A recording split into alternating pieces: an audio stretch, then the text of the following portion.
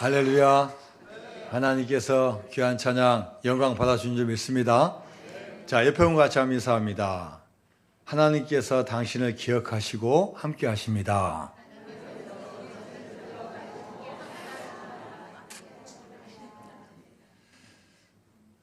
(17세기) (18세기) 유럽에 한 이론이 등장합니다.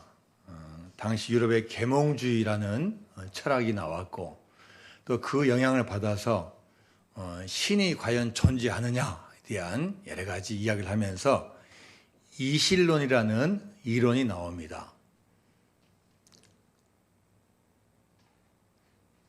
이신론이라는 이론은 디이즘이라고 영어로 표현되어 있고, 이 주장하는 게 뭐냐? 하나님께서는 이 세상을 만드셨다. 창조하신 것을 인정한다. 그러나 하나님은 우주 만물을 창조하셨지만 그 이유는 간섭하지 않으신다. 자연의 법칙, 사회의 법칙을 정해놨지만 한 사람 한 사람의 인간의 그 삶에 개입하지 않으신다. 이게 이신론이라는 주장입니다. 이 계몽주의 시대는 인간의 이성을 중시했습니다. 그래서 이성으로 다 생각하고 판단하는 것이 중요하지, 어떤 우연적인 일이라든지 어떤 기적적인 거, 그게 지금 어디에 있느냐? 어디에 있느냐? 홍해가 갈라진다는 거, 예수님께서 동정녀 마리아에서 태어난다는 거, 그거 어떻게 다시 생길 수 있느냐? 아마 그 당시의 가치관으로, 그 세계관으로 써서 그렇게 썼지 실제로 그럴 수 있느냐? 이렇게 의문을 제기하면서 인간의 합리적인 이성에 부합되지 않는 것은 가짜다라고 주장하는 게 이신론입니다. 예를 들어서 시계공이 시계를 만들어 놓은 다음에 시계는 자기가 알아서 체크체크 돌아가지, 시계공이 할 수 있는 게 없다. 이게 바로 이신론의 주장입니다. 우리가 교회는 다니고 있지만, 우리가 예수님을 믿고 있지만, 우리가 어느덧 우리 사이에도 이런 생각이 스며드는 경우가 많이 있습니다. 하나님, 왜 나에게는 기적이 일어나지 않죠? 하나님, 나에게는 왜 이렇게 변화가 일어나지 않죠? 이렇게 의문하면서, 하나님은 살아계시긴 하겠지만 어떻게 나 같은 사람 한 사람 한 사람 개입하실까? 이렇게 우리가 생각하는 경향이 있습니다. 예수님의 제자 가운데서도 예수님의 능력을 보고 3년 동안 동고동락했지만 예수님의 능력보다는 있는 현실과 있는 현상을 보면서 생각하는 제자들이 있습니다. 자, 그 중에 한 사람이 빌립이라는 제자인데, 오늘 예수님께서 나오는 그 장면은 다른 성경책에 보면은 빈들이라고 표현돼요. 빈들. 예수님께서 병자를 고치시고 말씀을 전해주실 때 주택하는 공간이 좁으니까 멀리 나가셨어요. 빈들이에요. 광야와 같은 곳에 나가셨어요. 성경 뒷부분에 보니까 5,000명이나 되는 남자들이 모였어요. 여자들 포함하고 아이들 포함하면 2만 명이 되는 숫자가 예수님의 말씀을 다 듣고 있는 거예요. 자, 그런데 예수님께서 말씀을 전하시는데 이제 하루로 따지면은 해가 어둑어둑해집니다. 예수님께서 제자인 빌립에게 말씀하십니다. 자, 5절 말씀 같이 한번 볼까요? 5절 말씀. 예수께서 눈을 들어 큰 무리가 자기에게로 오는 것을 보시고 빌립에게 이르시되 우리가 어디서 떡을 사서 이 사람들을 먹이겠느냐 하시니. 자, 예수님께서는 제자 12명 중에서 빌립을 꼭 집어서, 빌립아, 사람들이 이렇게 많은데 우리가 어디서 먹을 것을 구해서 이 사람들을 먹이겠느냐, 이렇게 물으셨어요. 뒤에 7절 말씀 보니까 빌립이 계산이 빠른 사람이에요. 다른 제자들보다 머리가 착착 돌아가요. 딱 보니까 눈대중을 쭉 보니까 남자들 한 5,000명 되고, 또 그 여자들도 오고 아이들도 보니까 한 2만 명 되는 거예요. 2만 명 되는 거예요. 2만 명 돼요. 2만 명을 먹이려고 그러면 빵 하나하고 음료수 하나. 아니면 김밥 하나도 너무나 많아요. 김밥 반절. 이 정도 하면 딱 계산 딱 돌아가는 거예요. 그래서 7절 말씀 보니까요. 예수님, 이 여기 있는 사람들이 조금씩만 먹고 많이 못 먹어야 조금씩 배를 약간 채울 정도만 할지라도 200데나리온이나 되는 돈이 필요합니다. 그것도 부족합니다. 한 250 정도 데나리온이 있어야지 먹일 수 있습니다. 빌립의 계산대로 한다고 하면은 여러분 지금 당장 해야 될 일이 뭐냐? 일단 먼저 돈부터 거둬야 돼요. 돈이 일단 먼저 생겨야 돼요. 그 다음에 이 돈을 가지고 빨리 어디에서 음식을 파는지 빨리 달려가야 돼요. 빨리 어떤 방법으로 뭐 연락을 하든지 달려가서 구해와야 돼요. 그리고 조금씩 먹을 것을 구해줘야 돼요. 아니면 아예. 여러분들, 예수님, 어떻게 이걸 다 먹이겠습니까? 돌려보내시죠. 우리가 뭐 밥 준다고 약속한 것도 아니고 예수님께서 치유사역 하시고 말씀 전하다 보니까 시간 가는 줄 몰랐습니다. 그냥 이쯤에서 그냥 돌려보내시죠. 빌립이 생각할 수 있는 여러 가지 방법을 가지고 빌립이 요즘 말하면 머리를 잘 굴린 거예요. 그런데 예수님께서 빌립에게 물어보신 의도는 빌립의 대답처럼 통계산 잘해서 빨리 음식을 구해와서 먹을 걸 주라는 의미가 아니셨어요. 오히려 빌립을 테스트했다, 시험했다고 하셨어요. 자, 요한복음 6장 5절과 6절 말씀 한번 다시 한번 볼까요? 시작. 예수께서 눈을 들어 큰 무리가 자기에게로 오는 것을 보시고 빌립에게 이르시되 우리가 어디서 떡을 사서 이 사람들을 먹이겠느냐 하시니, 이렇게 말씀하시면 친히 이렇게 하실지를 아시고 빌립을 시험하고자 하십니다. 그러니까 예수님께서는 야 빌립아, 네가 좋은 방안을 내라, 이런 의미가 아니라 빌립이 어떻게 나오는지를 보고자 하신 거예요. 예수님께서 몰라서 물어보신 게 아니라 예수님은 다 아신다고 그랬어요. 다 계획을 갖고 계셔요. 그분은 전지전능하신 하나님의 아들이시기 때문에 다 아셔요. 그런데 예수님께서 빌립에게 물어보신 이유가 있다는 거예요.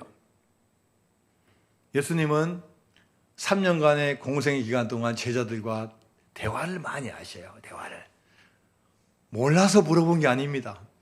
베드로에게 몰라서 물어보고 빌립에게 몰라서 물어본 게 아니에요. 그분은 다 아셔요. 그러나 그 대화를 통해서, 그 테스트를 통해서 이 제자들이 성장하기를 원하시는 거예요. 깨닫게 만들고 점검하게 만들고 진정한 믿음이 뭔지를 알게 만드시는 거예요. 빌립을 시험하고자 하십니다. 하나님은 아브라함도 테스트하셨어요. 야 아브라함아, 내 아들 이삭을 바쳐라. 아브라함은 하나님과 40년 가까이 동행했기 때문에 서로에 대해서 잘 압니다. 하나님이 왜 아브라함의 마음을 모르겠어요. 그러나 이 마음과 행동이 다르기 때문에 하나님께서 테스트 하시는 거예요. 야, 네가 가장 사랑하는 이삭을 한번 바쳐봐라. 이때 아브라함이 순종하는 거예요. 순종하면 나아가는 거예요. 하나님께 테스트하는 것은 아브라함을 공경에 빠뜨리고 어렵게 만들고 믿음이 없음을 보시려고 하는 게 아니라 그 과정을 통해서 믿음의 성숙과 복을 주시기 원하심이에요. 자, 그래서 이 아브라함이 이제 드디어 갑니다. 그리고 이삭을 딱 바치어쓰고 나서 칼을 들어서 확 죽이려고 하는데, 아브라함아, 아브라함아. 제가 지난주 선교 가서 우리 지난주 설교 말씀을 들어보니까 우리 목사님께서 설교 말씀의 핵심이 이름을 2번 부르는 게 이유가 있다고 말씀하시더라고요. 한 번은 다 부르지만 2번 부르는 것은 하나님의 특별한 간절함이나 사랑이기 때문에 부르신다고 했어요. 아브라함아, 아브라함아. 내가 너한테 꼭 할 이야기가 있다는 거야. 아브라함아, 아브라함아. 그 아이에게 내 손을 대지 말라. 그에게 아무 일도 하지 말라. 내가 내 아들 내 독자까지도 내게 아끼지 아니하였으니 내가 이제야 내가 하나님을 경외하는 줄 아노라. 하나님은요 이미 알고 계셔요. 알고 계셔요. 하나님 계획이 있어요. 그래서 하나님께서 이미 제사할 양을 딱 준비해 놓으셨어요. 자, 창세기 22장 13절 말씀입니다. 시작. 아브라함이 눈을 들어 살펴본즉 한 순양이 뒤에 있는데 뿔이 수풀에 걸려 있는지라. 아브라함이 가서 그 순양을 가져다가 아들을 대신하여 번제로 드렸다. 하나님은요 아브라함이 이삭을 바치든 안 바치든 이미 바칠 걸 준비해 놓고 계셔요. 예수님께서 자신의 제자 빌립을 시험하신 것은 빌립을 어렵게 하거나 시험에 빠뜨리거나 어떤 저주와 어떤 것을 주려고 하는 게 아닙니다. 이 테스트를 통해서 그 공동체를 더욱더 깨닫게 만들고 더 성숙시키고 하나님의 뜻을 보여주기 위함이에요. 여러분 한 분 한 분의 인생 가운데 하나님의 테스트를 받아본 적이 없으십니까? 질병으로, 사업으로, 또 직장으로, 또 자녀 문제로 여러 가지 문제로 여러분 테스트 받아본 적 없으십니까? 여러분 그 테스트를 우리가 잘 통과했다고 여러분 좀 자부심 갖고 계신 분 계십니까? 저는 목사로서 개인적으로 말씀 준비하면서 많은 반성과 회개를 했어요. 내가 혹시 빌립 아닌가? 또 이 문제 해결할 때 어떻게 할래? 할 때 하나님의 뜻과 기도보다는 먼저 그동안의 경험과 생각대로 하지 않았나?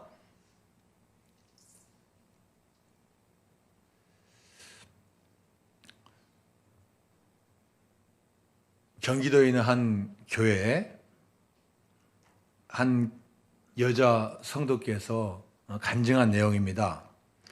이분은 결혼한 지 몇 년 됐는데 아이가 생기지가 않습니다. 그래서 병원에 가보니까 이 여자에게 이제 문제가 있는 거예요. 이 난소에 문제가 있어서 자연적인 임신이 안 되는 거예요. 그래서 이제 어쩔 수 없이 아이는 갖고 싶은데 방법이 뭐냐? 인공수정을 하는 거예요. 인공수정. 근데 또 여러분 인공수정도 이게 성공하는 게 또 쉽지 않대요. 인공수정도 이거 뭐 여러 번 시도해야 되고 또 인공수정도 안 되신 분도 있어요. 자, 그래서 이걸 이제 구역장님과 구역원들에게 기도해 주세요. 또 내가 속해 있는 그 공동체에게 기도해 주세요 하고 요청을 한 거예요. 그런데 감사하게도 임신이 된 거예요. 인공수정 임신이 된 거예요.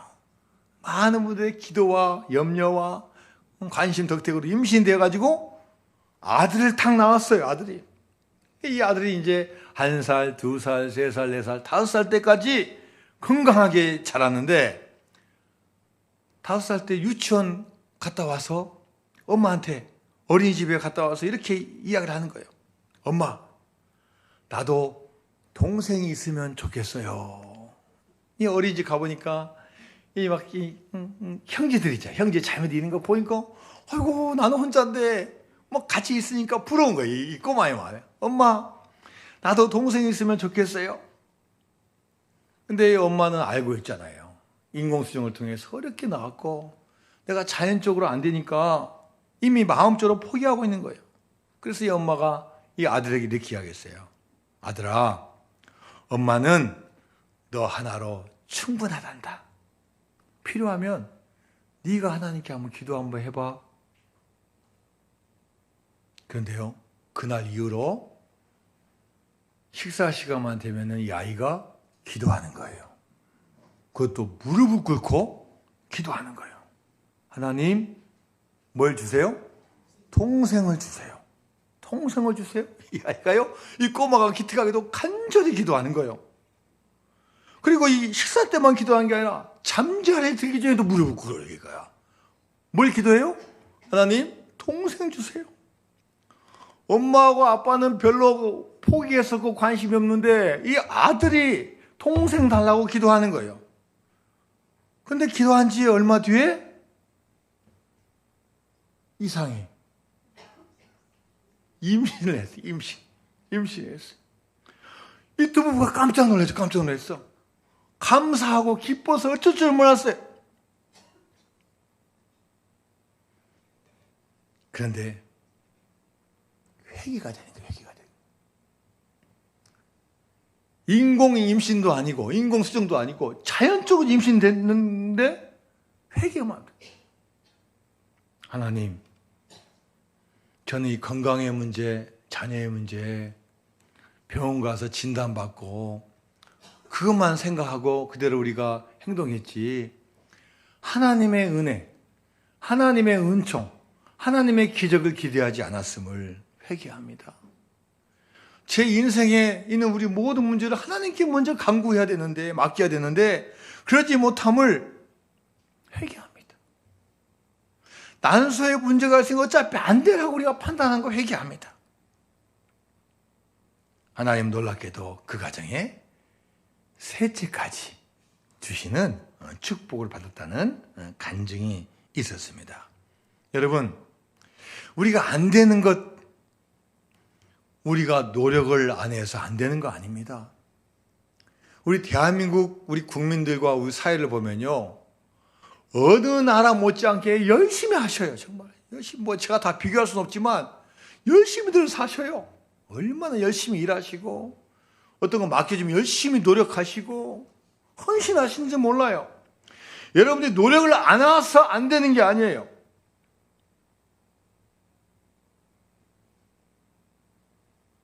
왜 안 됩니까? 왜 안 됩니까? 우리는 어느 순간 하나님은 살아계시지만 나의 인생 가운데는 역사하지 않으신다는 그런 이신론적인 생각이 우리 모두에게 들어와 있는 거예요. 구약 성경에 사사시대의 한 이야기가 나옵니다. 사사시대와 왕정시대 중간에 한 가족의 이야기가 나옵니다. 여러분이 잘 아는 룻기서입니다. 룻기서. 남편 아비멜렉과 남편 엘리멜렉과 부인 나오미가 유다 땅 베들레헴에 살고 있는데 그 땅에 기근이 듭니다. 베들레헴이라는 단어 뜻이 뭐냐? 떡집이란 뜻이에요. 빵집이란 뜻이에요. 여러분 살다 보면 빵집에도 빵이 떨어질 때가 있는 거고, 쌀가게도 쌀이 없는 경우가 있는 거예요. 자, 그러면은 이 두 가정이 믿음으로 잘 이겨냈으면 얼마나 좋았겠습니까? 그런데 야, 여기는 안 되겠다 해가지고 이방 땅으로 가는 거예요. 모압 땅으로 가는 거예요. 거기서 두 아들이 결혼도 합니다. 근데 이게 웬일입니까? 몇 년 지나니까 남편도 죽고 두 아들도 죽어요. 너무나 실망하고 절망했지만, 그러나 이 나오미가 붙잡는 거 하나 있어요. 이 불행 중에도 하나님이 계시다. 하나님이 계시다. 그리고 이 며느리 중 한 명의 룻이 그것을 이어받는 거예요. 그 어머니의 신앙을 이어받는 거예요. 그래서 야, 며느리, 너 이제 내 아들도 죽었으니까 너 이것도 남아라. 아닙니다, 어머니. 어머니 가시는 곳에 제가 따라갈 겁니다. 어머니 뒤에는 하나님이 계시기 때문에 어머님이나 하나님을 따라가겠습니다. 따라오는 거예요. 남편도 없죠. 아들도 없죠. 남자들 다 없는데 두 여인이 뭘 하겠습니까? 그런데 떡집, 빵집인 베들레헴에 돌아오니까 회복되는 거예요. 여러분, 교회는 어떤 곳입니까? 교회는 하나님의 집이에요. 하나님의 집이고 그리스도의 몸이에요. 그렇기 때문에 하나님이 계시는 곳이고 예수님께서 계시는 곳이에요. 우리는 지체고 한 부분이 연약한 존재이지만 같이 힘을 합쳐서 연합해서 하나님을 섬긴다면 하나님께서 이 교회를 통해서 우리를 공급하여 주시고 먹여주시고 살려주시고 새롭게 하여 주시고 풍성함을 허락하여 줄 줄로 믿습니다. 지난주 캄보디아 단기 선교를 다녀왔습니다. 우리가 한 그 마을에 교회를 세우고 지금 3년 동안 우리가 선교사님도 파송을 하고 또 같이 우리가 기도하면서 지금 선교를 해오고 있습니다. 매주 평균 한 180명 정도, 70명 정도의 교인들이 나오고 있어요. 아이들이 한 120명, 어른들이 한 5, 60명 정도 나오고 있어요. 근데 그 가운데는 진짜로 예수님만 믿는 분이 있고 뭔가 주니까 오신 분이 있어요. 제가 선교사님한테 물어봤어요. 선교사님 판단하시기에 정말로 주님만 섬기는 분이 몇 명 있습니까? 제가 어떻게 알겠습니까, 목사님? 그러나 불교 행사가 있음에도 불구하고 가지 않는 사람 한 50명에서 한 80명은 있습니다. 여러분, 그 나라는 불교 인구가 98%예요. 눈치 봐야 돼요. 문화예요. 행사예요. 국가 행사예요. 그러니까 큰 우리 같은 명절이 있다 그러면요, 다 절에 한 번씩 가야 되는 거예요. 그 문화예요. 근데 가지 않은 50명에서 80명이 지금 생겼다는 거예요. 그 중에서 10몇 명은 지금 세례를 받고 있고 믿음을 잘 지킨다는 거예요. 자, 그런데 저희들이 가자마자 그 다음날 초대를 받았어요. 아니, 어디 가야 됩니까? 예, 우리 초등학교 6학년 학생이 있는데 생일 파티에 우리가 초대를 받았습니다. 목사님 가셔야 됩니다. 그래서 갔는데요, 생일 파티가 우리 한국과는 틀리더라고요. 여러분, 캄보디아라는 나라는요, 옆에서 누가 뭐라고 말도 하든 음악 막 틀어요. 혹시 여러분 층간 소음 있는 분들, 고민하시는 분들 그 나라 가면 아무 문제 없어요. 서로 인정해줘요. 장례식 있다 막 곡소리 나도 여기는 원래 행사니까 우리가 참아야 된다. 그 다음에 우리가 하는 거예요. 신경 안 써요. 생일 파티 갔는데요, 음악을 트는 거예요. 처음에는 이 음악이 이 캄보디아 유행가인지 아니면 혹시 불교 음악인지 좀 마음으로 좀 불편했어요. 그런데 보니까 아는 찬양이 좀 나오는 거예요. 캄보디아에 있는 CCM 가수가 우리 복음성가만 이렇게 해서 틀은 거예요. 춤추고 박수치고. 불교 국가에서 많은 분들이 그 문화에 있는데 이렇게 노래를 틀고 하는 게 쉽지가 않은데 그렇게 하고 있는 거예요. 근데 알고 봤더니 그 가정이 어떤 가정이냐, 벌써 한 2년 전에 교회 나오면서 이분이 결단을 한 거예요. 집에 가면 집 안에가 큰 방이 하나 있는데 거기를 완전히 우상으로 다 원래 채웠던 곳이에요. 근데 주님을 영접하고 보니까 이게 옳지 않은 거예요. 선교사님, 제가 직접 지금 치울 수 있는 믿으면 안 됩니다. 선교사님께서 이 우상들 좀 다 치워주세요. 선교사님이 트럭을 가지고 와서요, 옛날 사진 보니까 트럭 한 차를 세운 거예요. 1톤 트럭 한 차에다 세운 거예요. 얼마나 많이.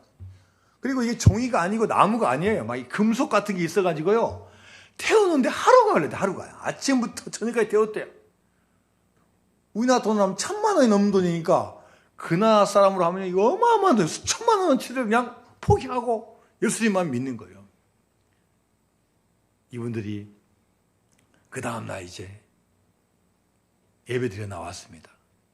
할머니 나오고 엄마 나오고 그 학생이 나왔어요. 예배드리는 모습을 보니까요, 그 많은 사람 있는 중에서도 얼굴이 반짝반짝 빛나요. 예뻐서 빛나는 게 아니에요.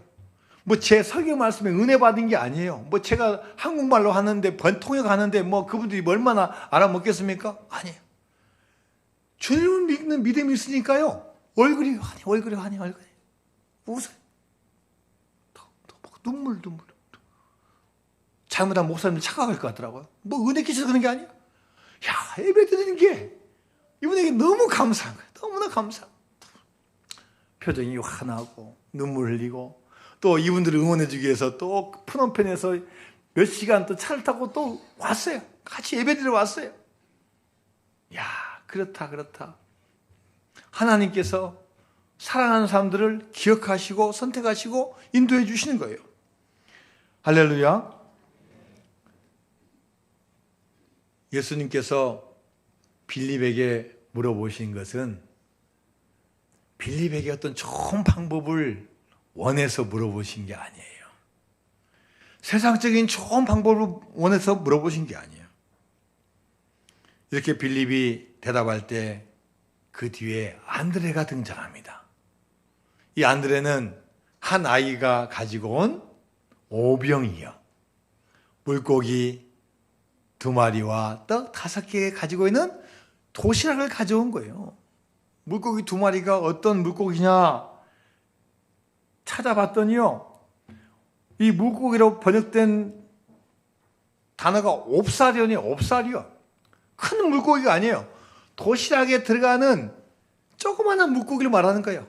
소금에 약간 절려가지고 이렇게 반찬으로 먹을 수 있는 그런 물고기를 말하는 거예요. 여러분, 양으로 따지면은 말 그대로 한 명 먹든지 둘이 나눠 먹을 정도밖에 되지 않는데. 근데 안드레가 이 아이를 예수님께 탁 연결시켜 주니까 거기에서 기적이 일어나는 거예요. 할렐루야. 여러분, 인간적으로 이 2만 명을 먹이려고 하면은 도대체 돈이 얼마나 듭니까 하면은 아무리 계산해도 답이 나오는 게 아닌데, 우리가 가지고 있는 거, 우리의 마음을 하나님께 연결시키면 하나님께서 그걸 통해서 놀라운 역사를 행하여 줄 줄로 믿습니다. 빈들의 기적은 작은 것으로부터 일어났습니다. 큰 게 아닙니다. 어린아이가 가지고 있는 그 조그만 것, 그것으로 일어난 거예요. 우리가 힘이 약해도, 우리가 가진 것이 작아도 하나님 우리를 사용하시고 쓰신다면 하나님의 놀라운 능력이 일어나게 될 줄로 믿습니다. 이사야서 60장 21절에서 22절까지 말씀입니다. 시작. 내 백성이 다 의롭게 되어 영원히 땅을 차지하리니 그들은 내가 심은 가지요 내가 손으로 만든 것으로서 나의 영광을 나타낼 것인즉 그 작은 자가 천명을 이루겠고 그 약한 자가 강국을 이룰 것이다. 때가 되면 나 여호와가 속히. 하나님은 기억하셔요. 작은 자를 기억하시고 약한 자를 기억하셔요. 그러나 내가 약하고 작지만 내가 주님 앞에 나오면 그 약한 것, 그 작은 것을 사용하여 주시고 하나님의 역사를 행하여 줄 줄로 믿습니다. 마지막으로 빈들의 기적은 감사할 때 일어나는 거예요. 감사할 때. 안드레가 이 어린아이가 가지고 있는 조그만 도시락을 예수님께 가져왔을 때 예수님께서 하늘에 계신 하나님의 능력을 비는 거예요. 하나님 감사합니다. 하나님 감사합니다. 하나님께서 이거 받으시고 하나님께서 능력 행해달라고 기도하시는 거예요. 자, 요한복음 6장 11절 말씀 같이 봅니다. 시작. 예수께서 떡을 가져 축사하신 후에 앉아있는 자들에게 나눠주시고 물고기도 그렇게 그들의 원대로 주시니라. 예수님께서 떡을 가셔서 축사하셨다고 말씀하신데 이 축사했다는 말은 감사 기도를 했다는 말이야. 하나님께 감사 기도할 때 하나님께서 역사를 행해 주셨다는 거예요. 아직 기적이 일어나지 않았습니다. 하지만 먼저 감사 기도 드릴 때 하나님께서 하늘 문을 여시고 이 조그마한 도시락이 2만 명을 먹이고도 12광주리가 남는 축복을 주셨습니다. 하나님을 믿는 성도는 내가 계획하고 내가 벌어서 사는 존재가 아닙니다. 오히려 하나님의 은혜와 하나님의 축복으로 살아가는 존재입니다. 우리는 많을 수도 있고 적을 수도 있습니다. 이 가운데는 부자도 있고 가난한 사람도 있습니다. 하지만 하나님의 능력을 믿고 나갈 때 하나님께서 채워주십니다. 예수님이 계신 지금 빈들은 아무것도 없는 광야입니다. 그러나 그곳에 예수님이 계신다면 그 빈들에도 새로움이 살아나고 풍성함이 나타나는 역사가 임하게 될 줄로 믿습니다. 예수님은 2000년 전에 빌립에게 물어보신 것처럼 지금 우리에게 물어보실 수 있어요. 김 집사야, 우리가 어디서 떡을 사서 이 사람들을 먹이겠느냐? 아마 저와 여러분도 특별한 영적인 준비가 되지 않았다면 빌립하고 똑같이 대답할 거예요. 하나님, 예수님, 보니까요, 이 정도 숫자가 있습니다. 제가 계산해 보니까요, 이 정도면 될 것 같습니다.